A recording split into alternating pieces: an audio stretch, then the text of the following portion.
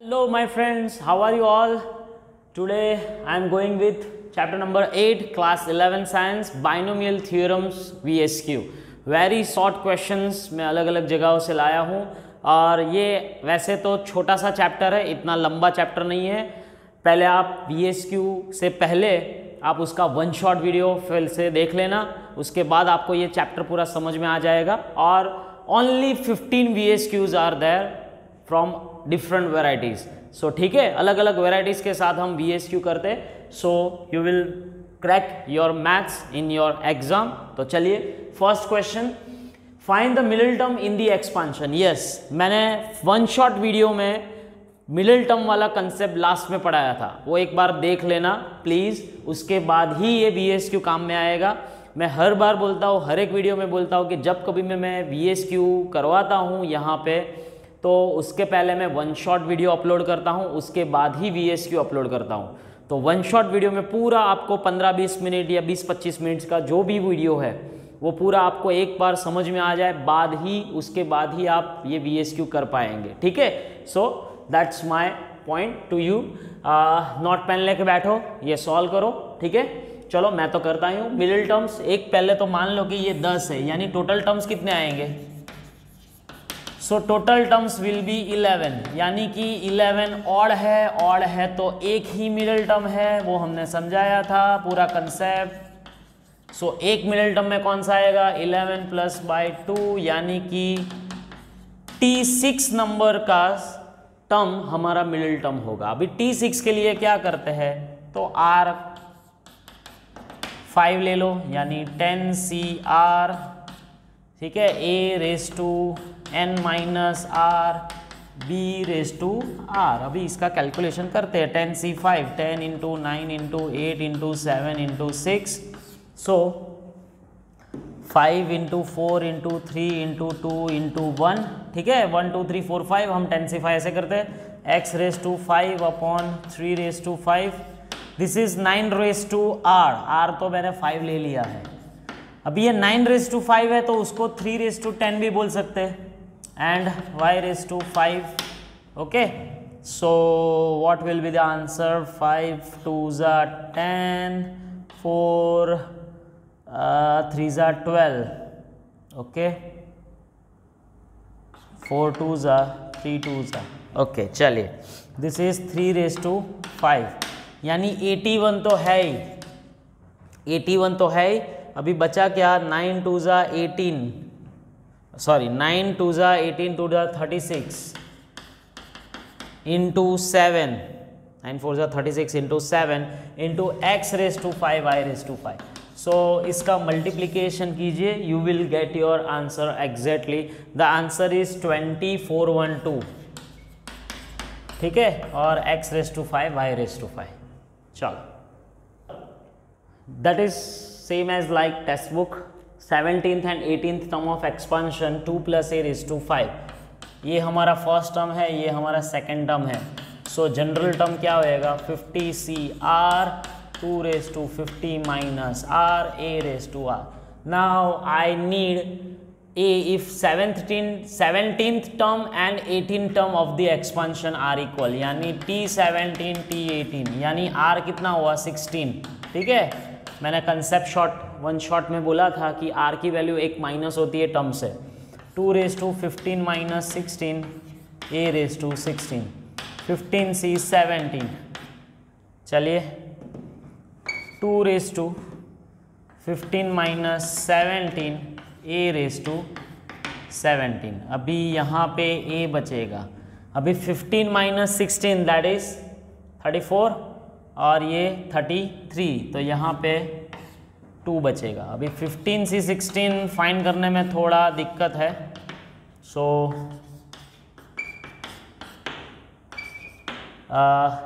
अभी इसको सिंप्लीफाई करते हैं हम। 15 factorial by 16 factorial into 15 minus 16 34 factorial. ठीक है, क्योंकि हम इसका डायरेक्ट कैलकुलेशन नहीं कर सकते। वैसे 15 factorial upon 17 factorial into 33 factorial. So 50 cancel, इन दोनों में से कैंसलेशन करते हैं हम। चलो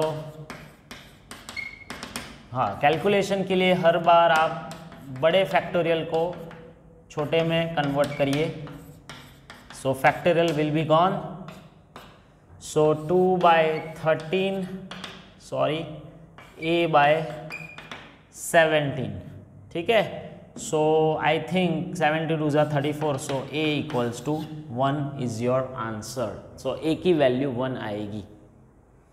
वैसे भी आप इसमें समझ सकते हो कि अगर मैं a की वैल्यू 1 लेता हूँ तो 3/50 आएगा। कितना आएगा? 3/50। सो 3/50 यानी 51 टर्म्स। अभी एक बात समझो, 51 टर्म्स है यानी कि हमारा मिडिल टर्म कौन सा आएगा? टोटल 51 टर्म्स, ऐसे मान के चलो आप 2 + a के 51 टर्म्स है। सो मिडिल टर्म कितना आएगा? 51 + 2/2 यानी 26। ऐसे भी आगे उसका एड ऑन क्वेश्चंस भी पूछ सकते हैं। चलिए, now MCQ। Constant term in the expansion of this. Okay, constant term के लिए क्या चाहिए? सो x की 0 पावर चाहिए कांस्टेंट टर्म के लिए, ठीक है। आई थिंक ऐसा एक वन शॉट में मैंने किया हुआ है। सर बार बार आप वन शॉट क्यों बोलते हो भाई? उसमें बहुत ज़्यादा मेहनत का काम होता है, वैसे वन शॉट वीडियो नहीं बनता है। MCQ VSQ तो बन जाते हैं, कहीं से भी आप उठा सकते हो। चलिए, तो मैंने क्या बोला था? x की 0 पावर लानी है। इन दोनों का कॉम्बिनेशन करें तो 2r - 3r, ठीक है। एक बार पावर्स चेक कर लेना, प्रॉब्लम नहीं होना चाहिए। 12 - r, दिस इज 2 टर्म्स यानी 24 - 2r किया। So 24 - 2r - 3 is equals to 0। So 3r is equals to 24, r is equals to 8। अभी r 8 की वैल्यू आ गई। So I need 12c 8, 2/4 - 1/8। बाकी कोई x का कोएफिशिएंट की ज़रूरत नहीं है। 12c 8 यानी 12c 4। हाँ, इसमें टाइम किस में लगेगा पता है आपको? ये कैलकुलेशन में ही टाइम लगने वाला है। बाकी कोई कंसेप्ट में कोई नया नहीं है। मैं पहले ही बोला कि ये चैप्टर में कंसेप्ट कुछ नया नहीं है, लेकिन calculation is most important part. So इसमें टाइम लग सकता है आपको। चलिए, तो कैसे करेंगे हम? 5, 16, 13, 120 है तो 120 यानी 4, 34 × 120। देन 7 से कुछ होगा, अभी आंसर में लाना है। सॉरी, ये कैलकुलेशन गलत है। 12c 4 मुझे करना है। 12, 11, 10 × 9, सॉरी 4 × 3 × 2 × 1 × 16। हाँ, क्योंकि मैंने 12 के 4 टर्म्स तो रिड्यूस कर दिए, लेकिन 8 से नहीं कर सकते हम, 4 से ही करेंगे। सो 4 3 × 12, 2 8 × सो 72 × 11 × 10। 72 × 11 यानी 2, 792 × 0, तो 7920 विल बी योर पॉजिटिव 7920, क्योंकि -1 की 8 पावर है, पॉजिटिव आएगा। ए और सी में गपला मत कर देना, ठीक है। चलिए, right the sum of coefficient in the expansion. इसकी एक तरीका है, आप ये नहीं कर पाओगे, इसका 111 नहीं कर पाओगे। तो उसकी एक मेथड है कि भाई कोई भी a + b + c कोई आपका दिया हो तो कुछ भी नहीं, आपको इसका तीनों का एडिशन ही करना है। 1 - 3 + 2, ठीक है, सॉरी 1। सो आपको सम ऑफ द कोएफिशिएंट्स चाहिए इन द एक्सपेंशन, इसकी पावर जो कुछ भी है वो ले लो। सो योर आंसर इज -1, ठीक है। This is the main important thing. अगर जब कभी भी आपको sum of coefficient in the expansion 3 term का पूछते हैं तो तीनों के कोएफिशिएंट्स ऐड कर लो, उसकी पावर जोड़ा दो, तो you will get your sum of all the coefficients, ठीक है। चलिए नेक्स्ट। ओह सर, आप बोलोगे बाइनोमियल में तो 2 टर्म आते हैं, यहाँ पे तो 3 टर्म है, यहाँ पे तो 4 टर्म है। 4 टर्म नहीं है बेटा, 2 ही टर्म है, लेकिन कुछ है इसमें। ये आपको कुछ लग रहा है कुछ है, ये कुछ आइडेंटिटी जैसा लग रहा है। ये आई थिंक मैं बोल रहा हूँ 1 - x³ है। अगर नहीं समझ में आता तो फैक्टराइजेशन करो, ठीक है, उससे भी हो सकता है। अगर आप फैक्टराइजेशन करो तो नहीं, फैक्टराइजेशन से भी हो जाएगा, नहीं तो 1 माइनस एक्स का ही क्यूब है। देखो a cube minus b cube minus 3ab plus 3ab square हो रहा है। So 1 minus x whole cube raise to 8। ठीक है कि नहीं? ठीक है, यस ठीक है। So you will get this. Next कैसे करोगे? तो हम इसकी 1 माइनस एक्स की 24 पावर कर लेते हैं। So write the number of terms in the x1। Yes 24 है तो टोटल 25 टर्म्स आएंगे, बढ़िया वाला। लेकिन इसके पहले इसका आइडेंटिटी निकालना पड़ेगा a minus b whole cube के जैसे।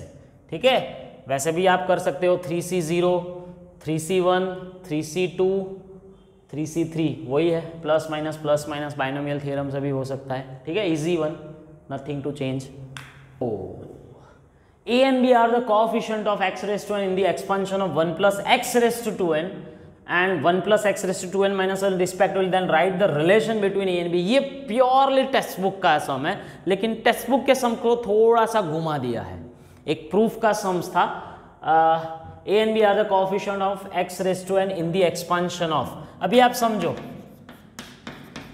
इसको जनरल टर्म में लिखे तो हम कैसे लिख सकते हैं? 2n CR 1 की पावर कोई ज़रूरत नहीं है x रे। तो मुझे किसका कोएफिशिएंट चाहिए? x रेस टू n का, यानी 2n CN चाहिए। फिर x रेस टू n इसमें मान लो कि 1 plus x raise to 2n minus n है, तो इसका जनरल टर्म क्या आएगा? 2n minus 1 CR x raise to r।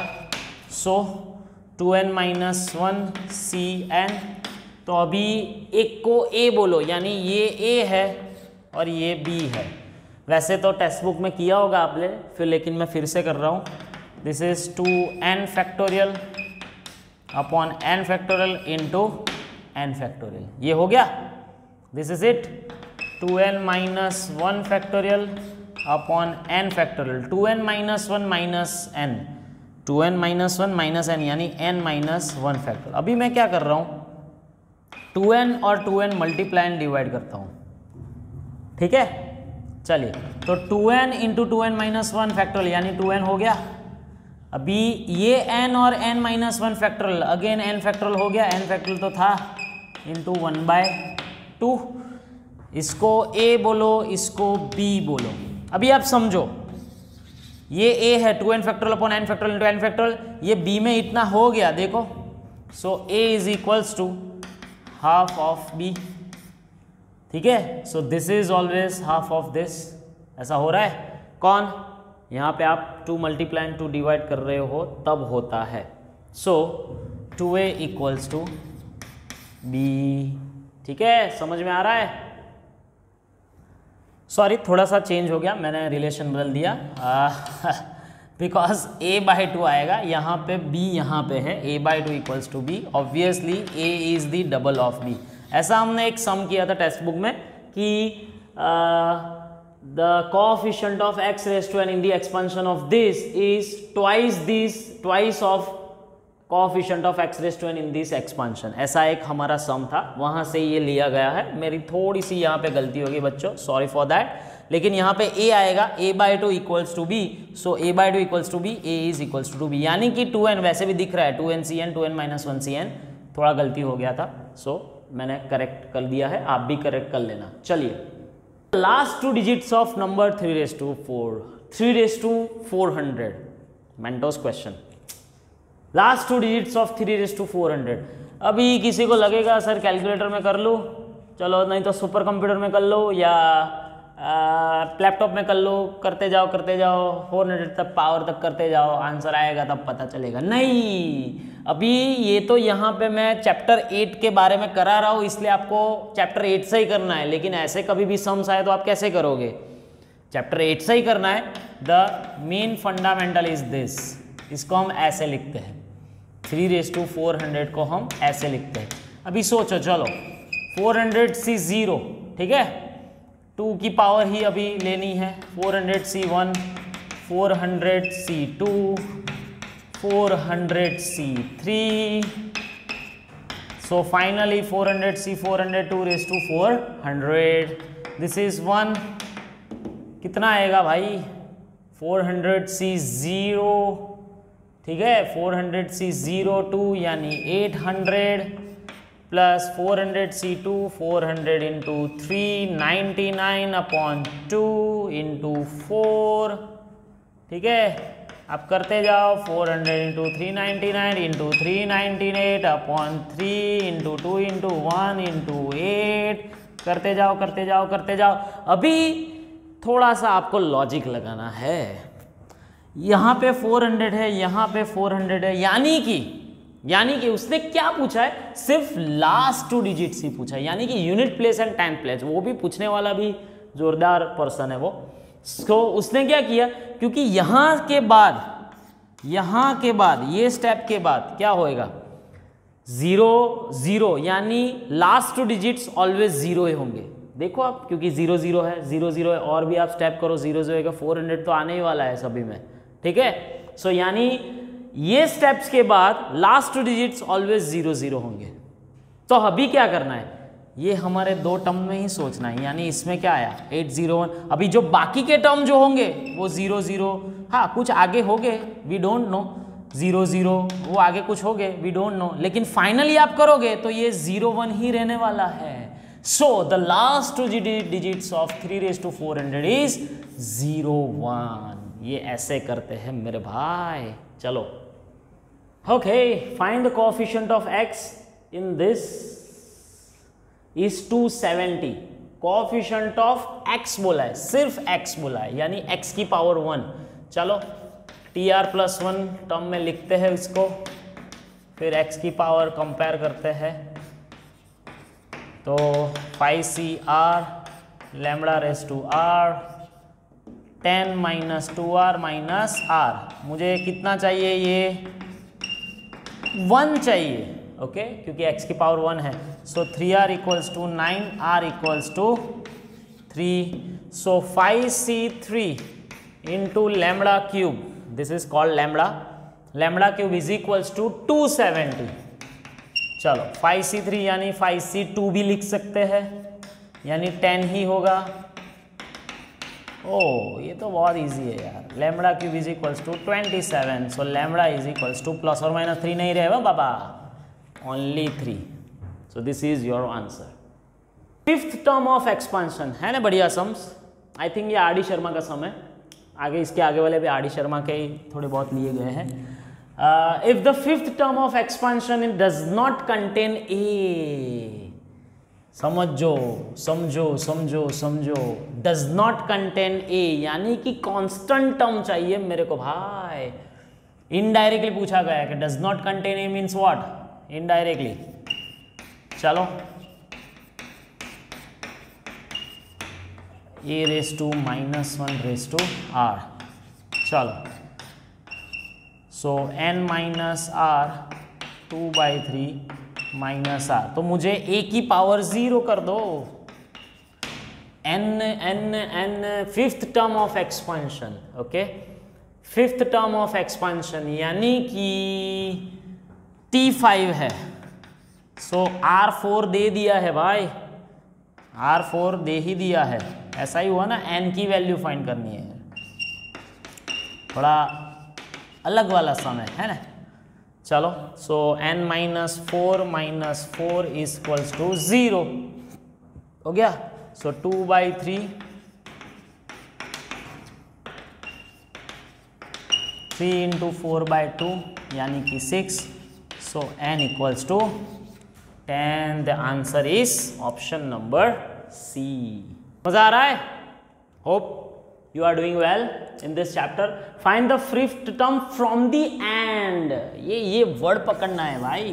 कई बार क्या होता है कि क्वेश्चंस पूरा पढ़ते नहीं और चलने लगते हो।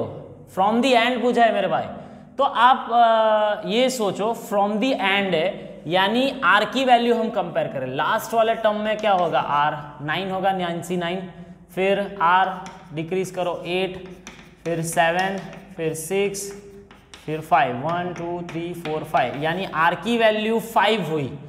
तो टर्म कितना हुआ? 6th टर्म हुआ। अब वैसे भी निकाल सकते हो कि टोटल 10 टर्म है, 9 पावर है, टोटल 10 टर्म है, तो 10th term, 9th term, 8th term, 7th term और 6th टर्म, तो हो गया वही हो गया। मुझे T6 फाइंड करना है, यानी R5 लेके काम करेंगे हम।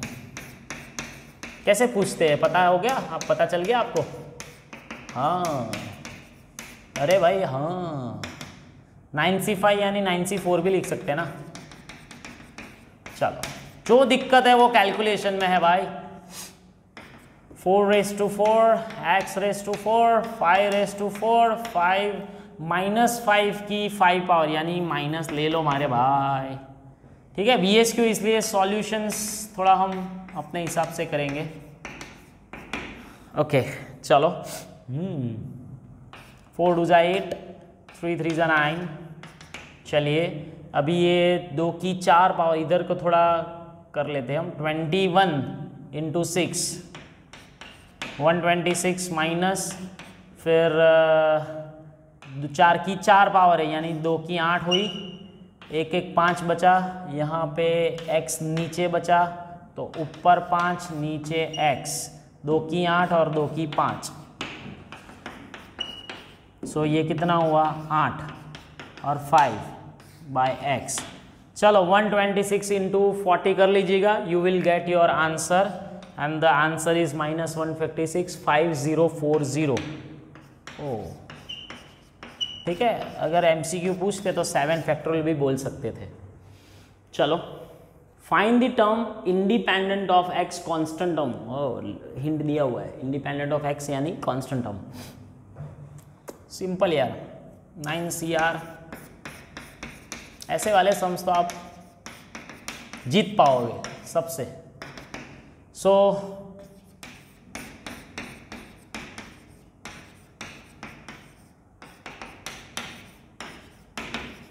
R की पावर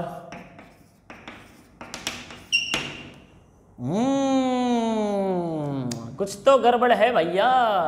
क्या गड़बड़ है?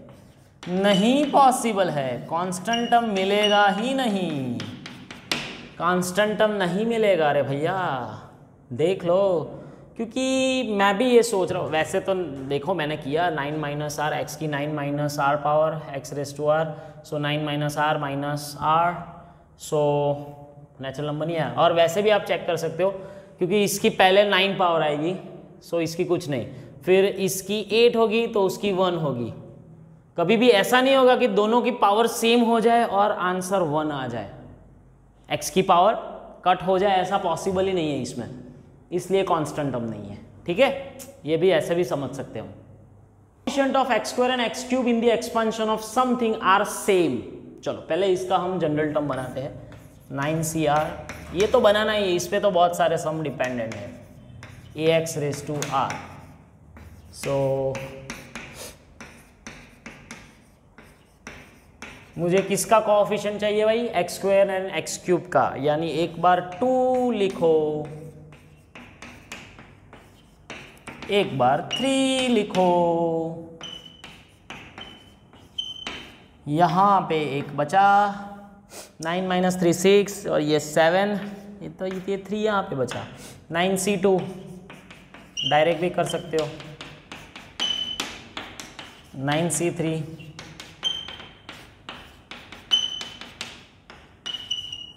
Okay okay okay okay okay okay okay okay, so 3 = 7/3a। Minus plus का कोई जोलजाल नहीं है ना भाई, प्लस ही है तो कोई प्रॉब्लम नहीं है। चलो भाई, सो 9/7 कहाँ पे भाई ऑप्शन? ओके, ऐसा सब एक टेक्स्ट बुक में था, लेकिन टेक्स्ट बुक में थोड़ा लंबा था। यहाँ पे कोएफिशिएंट ऑफ x पूछा है, तो हाँ इसमें कोई पावर नहीं है, पावर इसमें है। ठीक है, तो मैं ये 1 के साथ x चाहिए ना मेरे को, तो 1 के साथ x होगा। इसका सॉल्यूशन कैसे आएगा? देख, एक ऐसा मिलेगा 16C0 - 16C1x + 16C2x²। बस इतना हो गया रे बाबा, अब नहीं चाहिए कुछ। तो 1 के साथ कौन मल्टीप्लाई करूँ तो x आएगा मेरे को, तो 1 के साथ ये यानी -16c1। फिर हो गया, हाँ, ये है ना 3x × 1 हो जाएगा, इतना होगा यानी -3। हाँ, ये नहीं रहना चाहिए क्योंकि 1 का और कोई है, x आएगा, एक ही है तो वो ले लिया, ठीक है। फिर 3x के साथ ये 1 यानी 16 हुआ, यही ले लो। अभी ये 7x के साथ कुछ नहीं है क्योंकि कोएफिशिएंट ऑफ x पूछा गया है, तो -16c1,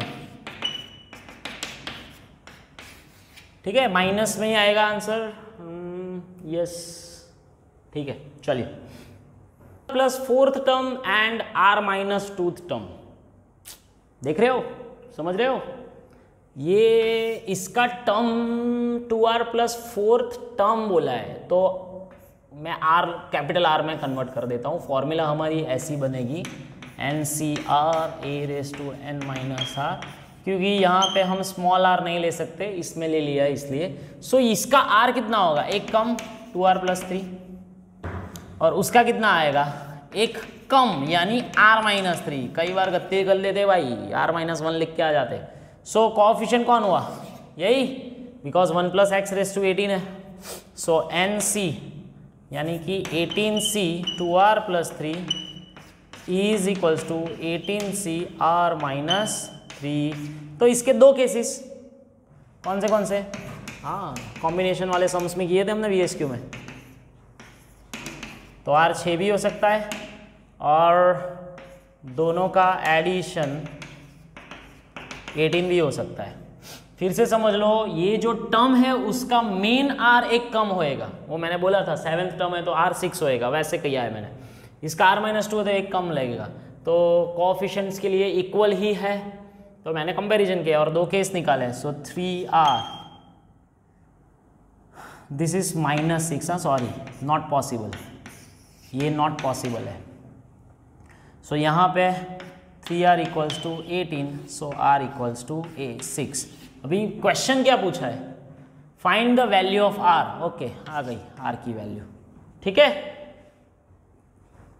बच्चा लोग। So thank you for this chapter, hope आपको मज़ा आया होगा, नोट पेन लेके बैठे ही होंगे, I am hoping for that. और बहुत सारे क्वेश्चंस आज हमने किए, अलग अलग वेराइटीज़ के मैंने कर दिए हैं। सो पूरा चैप्टर आपका एक बार रिवाइज हो गया।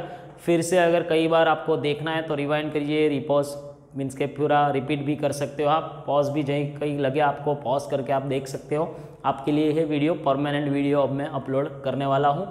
तो चलिए मिलते हैं, तब तक के लिए बाय बाय, गुड बाय।